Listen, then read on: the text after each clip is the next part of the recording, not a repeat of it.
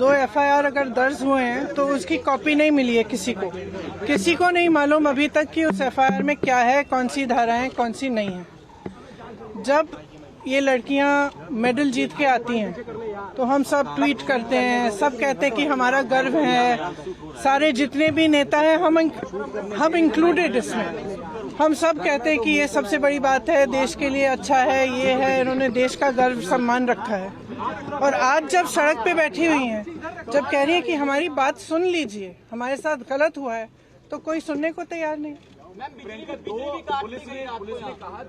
मैंने आपसे, आप बार बार यही कह रहे हैं, मैंने आपसे कहा ना, अगर एफआईआर दर्ज हुए हैं तो कम से कम इनको दिखाना चाहिए कि क्या है, कॉपी देनी चाहिए। मैं आपको पुलिस का स्टैंड बता रहा हूँ। पुलिस का ये कहना है कि 2 एफआईआर उन्होंने इंडिविजुअली दर्ज किए हैं, एक पॉस्को एक्ट क्योंकि एक माइनर लड़की है उसकी शिकायत पर पॉस्को एक्ट की धाराओं में, दूसरी जो है छेड़खानी के आरोप में जो कि सीनियर महिला पहलवानों ने की है। और अब इन्वेस्टिगेशन को लेकर जो होना चाहिए उसको लेकर आपका क्या स्टैंड है? ये अरेस्टिंग की जो बात, देखिए सीधी सी बात है, इतने जो सीरियस एलिगेशंस हैं इस शख्स के बारे में, तो पहले रिजाइन तो करें, उनको पद से तो हटाएं। जब तक पद पे हैं तब तक प्रेशर डालते रहेंगे, तब तक करियर बर्बाद करते रहेंगे लोग। इन्वेस्टिगेशन चल रहा है, इसका मतलब क्या है? मतलब क्या है? अगर वो आदमी उसी पद पे है जहां सबसे ज्यादा पावर है सबके ऊपर, सारे प्लेयर्स के ऊपर, इनके करियर को बर्बाद करने के लिए, इनको तंग करने के लिए, प्रेशराइज करने के लिए, तो फिर आप कैसे कह सकते हैं कि एफआईआर इन्वेस्टिगेशन? क्या मतलब है इसका? पहले रिजाइन करें, उसको हटाएं पद से, उसका पावर तो लीजिए। जिस पावर, जिस सत्ता ने उसको इनेबल किया है कि वो ये सब करे, पर पहले वो तो हटाइए। पहलवानों का ये भी कहना है कि क्योंकि रूलिंग पार्टी के सिटिंग एमपी हैं और इस वजह से भी कार्रवाई में देरी हो रही है। आप देखिए, जो मैं सुन रही हूँ, जो मुझे बताया गया है, और मैं पूरी तरह से बिलीव करती हूँ, क्योंकि ये लड़कियां जो हैं इतनी मेहनत करती हैं, इतनी ट्रेनिंग के लिए, इतने शोषण इनको देखने पड़ते हैं, इतना करना पड़ता है एज इट इज, अपनी फैमिलीज के लिए, परिवार के लिए, देश के लिए, प्रदेश के लिए इतना कर रही हैं, तो कुछ कह रही हैं कि इनके साथ, और एक नहीं कह रही है, बहुत सारी ऐसी लड़कियां हैं जिनके साथ ये सब हुआ है। तो मैं समझना चाहती हूँ, एक्चुअली मैं समझना चाहती हूँ कि सरकार इनको बचा क्यों रही है। वो खेल मंत्री का रोल कैसे देखती हैं आप? क्योंकि खेल मंत्री लगातार कह रहे हैं, हम बातचीत कर रहे थे, एफआईआर कभी भी हो सकती है, हमने कई राउंड की बातचीत करी। खेल मंत्री और खेल मंत्रालय के रोल को कैसे देखती हैं आप? उन्हें पहले करना चाहिए था क्या? और दूसरा, ये मंत्री के लिए क्या कहेंगे जो इन खिलाड़ियों से अपने घर पर तो मिलते, लेकिन एक हफ्ते से ये लोग धरने पर बैठे हैं? प्रधानमंत्री को लेकर के आपकी क्या उम्मीदें हैं और उस पर आप क्या कहेंगे? प्रधानमंत्री से मेरी कोई उम्मीद नहीं है। मैम सामने कैमरे की तरफ, क्योंकि अगर प्रधानमंत्री जी को इतनी भी परवाह होती तो कम से कम बात तो करते, बुला तो लेते। फिर से जब आपने मेडल लेके आए तो आपने बुलाया ना, घर चाय पिलाई, तो बुलाइए, बात करिए। बच्चियां हैं, बच्चियां, हम सबकी बच्चियां हैं। और मतलब क्या कह रही, ये कह रही है ना कि हमारी 2024 का इलेक्शन है, कुछ चीजों पे उनका प्रभाव हो सकता है। तो अब भगवान जाने, मैं आपसे पूछ रही हूँ कि भाई इस आदमी को बचाने के लिए इतना सारा क्यों किया जा रहा है, जब इतनी सारी लड़कियां जिन्होंने देश के लिए इतना किया है, अपने परिवारों के लिए किया है, प्रदेश के लिए किया है, देश के लिए किया है, और इतना मतलब पर्सनल संघर्ष है इनका, आप देख सकते हैं। इन्होंने इतना किया है और आप उसको बचा रहे हैं। भाई इनको बचाओ ना। हमारे देश के बारे में ये क्या कहता है अगर हम अपने बच्चियों को नहीं बचा सकते? क्लैरिटी आई है, उन्होंने कहा है कि जब पहली दफा इन लोगों ने प्रोटेस्ट किया था तब एडॉक कमेटी बनाई थी, ओवरसाइट कमेटी बनाई थी। देखिए, आप भी जानते हैं, हम भी जानते हैं कि कमेटियां क्या होती हैं। बात टालने का काम होता है कमेटियां। हम कमेटी बना रहे हैं, आप कमेटी के साथ बात कर लो, आप, और फिर बात खत्म। यही चाहती है ना सरकार। क्यों? चाहे आप उत्तर प्रदेश के एक गांव में देखिए, चाहे कहीं पे भी देखिए, जब महिला का शोषण होता है तो सरकार मौन हो जाती है, चुप हो जाती है। उस बेचारी महिला को हर जगह जाकर एफआईआर दर्ज नहीं होता, एफआईआर दर्ज होता है तो उसकी कॉपी नहीं मिलती। ये कोई नई कहानी नहीं है, लेकिन इन लड़कियों में इतना दम है, इतना आत्मविश्वास है और इतनी करेज है, ब्रेवरी है कि ये लोग खड़े हैं और कह रहे हैं कि हम ये होने नहीं देंगे। तो पूरा देश, मैं आपको बता सकती हूँ कि प्रधानमंत्री जी पहचाने नहीं पहचाने, इनके मंत्री पहचाने नहीं पहचाने, इनकी सरकार पहचाने नहीं पहचाने, पूरा देश इनके साथ है, पूरा देश। और सिर्फ ये सरकार उस आदमी को बचाना चाहती है। सबसे पहले उस आदमी को उस पद से हटाइए, सबसे पहले। पुलिस ने कोर्ट में कहा कि इस मामले में कई लूपहोल हैं और राजनीति भी है। ये तो सब देखिए, जैसे ही महिला खड़ी होती है सारे लूपहोल निकल जाते हैं, तमाम ऐसी अफवाहें फैलाई जाती हैं, उस महिला को भी के बारे में भी उल्टी सीधी चीजें कही जाती है, हमेशा आपने देखा है। लेकिन देखिए ये संघर्ष करने वाली महिलाएं हैं, इन्होंने एज इट इज बहुत फेस किया हुआ है और ये फेस करेंगी, ये मैं मुझे समझ में आया। दिल्ली में है, इसके अलावा यूपी में कई है। अब आपने तो बहुत पूछ लिया। ऑपरेशन शीश महल में टाइम्स नाउ ने दिखाया कि अरविंद केजरीवाल ने अपने घर में 44 करोड़ उन्होंने खर्च किया सिर्फ इंडिया डिजाइन। देखिए आपको पॉलिटिसाइज करना है ये सब, नहीं तो मैं चली जाती हूँ, क्योंकि इसीलिए मैं, कॉमन महिला के लिए कितना मुश्किल होगा FIR कराना। यही तो बात है। तो एक्शन तो तब होगा जब पब्लिक प्रेशर आएगा। फ्रैंकली आज ये स्थिति है कि पब्लिक इनके साथ है, पब्लिक प्रेशर डाले। मैं इस देश की हर एक महिला को, हर एक लड़की को कहना चाहती हूँ, ये लड़कियाँ अकेली खड़ी हैं यहाँ, आप इनके साथ खड़े हो और इनकी आवाज को आप बुलंद करो, क्योंकि जब तक आप खड़ी नहीं होंगी तब तक कोई एक्शन नहीं होगा। इस मामले को निपटने की कोशिश होगी, उसके बाद कुछ नहीं होगा। तो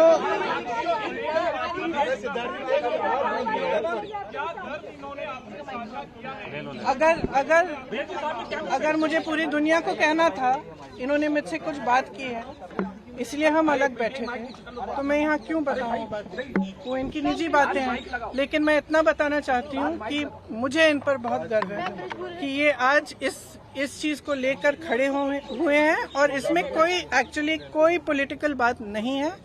इसका राजनीतिकरण बिल्कुल नहीं होना चाहिए, और अगर होगा तो एक बहुत बड़ी शेम होगी और हम सबको इनके साथ खड़ा होना चाहिए। पूर्ण आस्था और विश्वास है, और इस देश के अंदर सुप्रीम कोर्ट से कोई बड़ा नहीं हो सकता। और सुप्रीम कोर्ट ने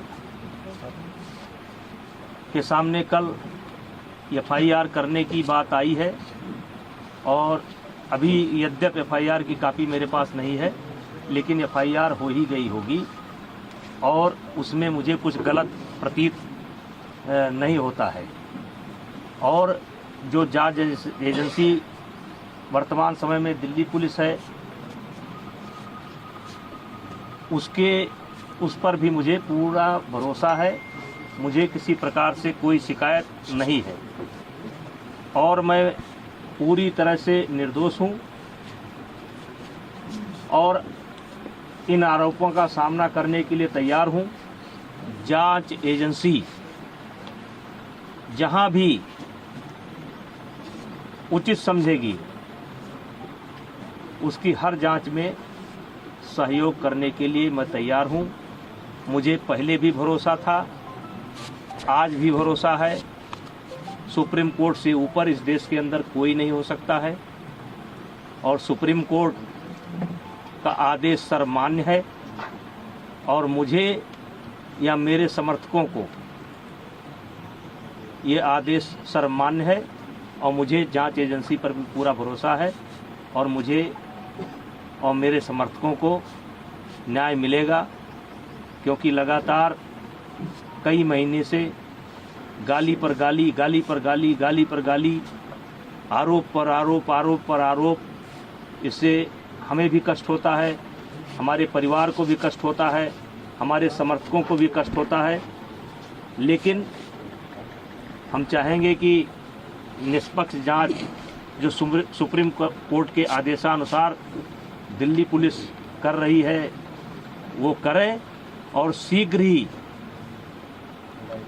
ही मेरा एक शब्द है कि शीघ्र ही, जल्द से जल्द ये जांच पूरी करके जो भी कार्रवाई बनती हो उसे करना चाहिए।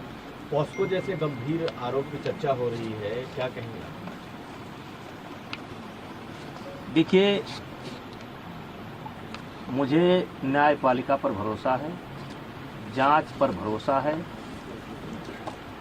देश के अंदर जो न्याय देने की प्रक्रिया है उस पर भरोसा है। अलग से मुझे कुछ नहीं कहना है। फेडरेशन के अध्यक्ष के तौर पर सांसद जी आपसे लोग बोल रहे हैं कि अगर आप इस्तीफा दे देंगे तो एक सही जांच हो जाएगी, इस पर आपका क्या कहना है? नहीं, फेडरेशन का कोई रोल नहीं है।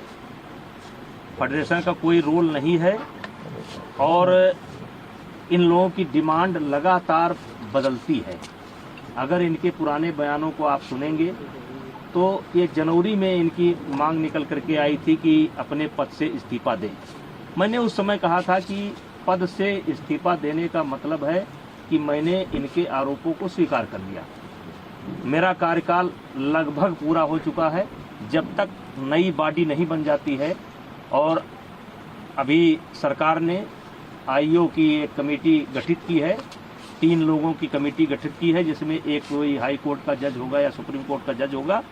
उनकी देखरेख में 45 दिनों के अंदर चुनाव संपन्न होना है। चुनाव संपन्न होते ही मेरा कार्यकाल स्वतः समाप्त हो जाएगा। इस्तीफा कोई इतनी बड़ी चीज नहीं है, लेकिन अपराधी बनकर नहीं, अपराधी बनकर के नहीं, मैं अपराधी नहीं हूँ। और इनकी डिमांड लगातार बदल रही है। अगर इनके बयान को आप सुनेंगे तो लगातार ये देखेंगे कि ये हर रोज एक नया मुद्दा लेकर के आ जाते हैं। इन्हीं के कहने पर जांच कमेटी बनी। इन्हीं के कहने पर एक व्यक्ति ऐसा है जिसको जांच कमेटी में शामिल नहीं होना चाहिए था, उसको भी सरकार ने शामिल किया। मुझे आपत्ति करनी चाहिए थी, मैंने कोई आपत्ति नहीं की। जांच कमेटी की रिपोर्ट लगातार इनके पास पहुंच रही थी। कौन कौन खिलाड़ी क्या क्या बोला, लगातार डे बाई डे इनके पास पहुंच रही थी। इनको जब आभास हो गया कि जांच कमेटी में कोई आरोप सिद्ध नहीं हो रहे हैं, तो इन्होंने कमेटी के सार्वजनिक होने का इंतजार भी नहीं किया और ये सुप्रीम कोर्ट चले गए और एक कोई नया मामला लेकर के भी गए हैं। और सुप्रीम कोर्ट में नया मामला लेकर के गए हैं और इन्होंने जिन बच्चों को पहले पेश किया है, कोई नाबालिग मैं नहीं जानता, एक ऐसा हवा में निकल करके आ रहा है कि उसमें से कोई नाबालिग है। तो मेरा सवाल यह है कि उसको जांच कमेटी के सामने क्यों नहीं पेश किया गया।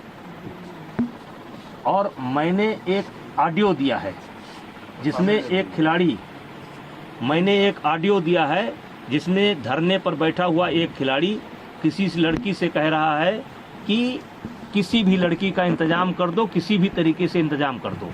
मतलब ये 4-4 महीना मेरे खिलाफ लोगों को उकसाएंगे, भड़काएंगे, सबूत इकट्ठा करेंगे और फिर 3 महीने बाद एक ले जा करके फिर किसी न किसी को पेश कर देंगे।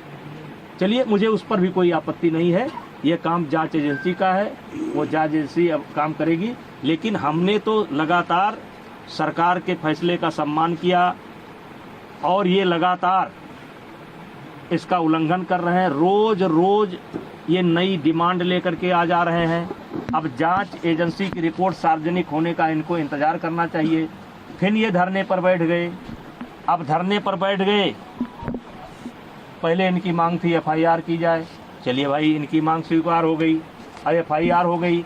अब इनको चाहिए, अब कहते हैं कि जेल के अंदर होना चाहिए, सारे पदों से इस्तीफा देना चाहिए। तो ये जो मेरे पद, मैं लोकसभा का सदस्य हूँ, ये पद मुझे दिनेश फोगाट की कृपा से नहीं मिला है, हमारे क्षेत्र की जनता ने मुझे दे रखा है। और एक बार नहीं, 6 बार दे रखा है। 6 बार मुझको दिया, मेरी पत्नी को दिया और उनकी कृपा पर नहीं है। और कुश्ती संघ का अध्यक्ष पद भी उनकी कृपा पर नहीं है। मैं चुनाव लड़ करके जीता हूँ। अब आपके माध्यम से आप सवाल पूछेंगे तो मैं कहना चाहता हूँ, एक ही परिवार और एक ही अखाड़ा क्यों? हरियाणा के अन्य खिलाड़ी क्यों नहीं? हिमाचल के, महाराष्ट्र के, मध्य प्रदेश के, केरला के, कर्नाटका के, तमिलनाडु के, बंगाल के, आसाम के, देश के अन्य प्रांतों के खिलाड़ी क्यों नहीं? 12 साल से लगातार इनके साथ यौन उत्पीड़न होता है, केवल इनके साथ। वो यौन उत्पीड़न देश के अन्य खिलाड़ियों के साथ क्यों नहीं होता है? केवल एक ही अखाड़ा और एक ही फैमिली, एक अखाड़ा एक फैमिली। बाकी हरियाणा का 90% खिलाड़ी और 90% गार्जियन ब्रिजभूषण सिंह के साथ है।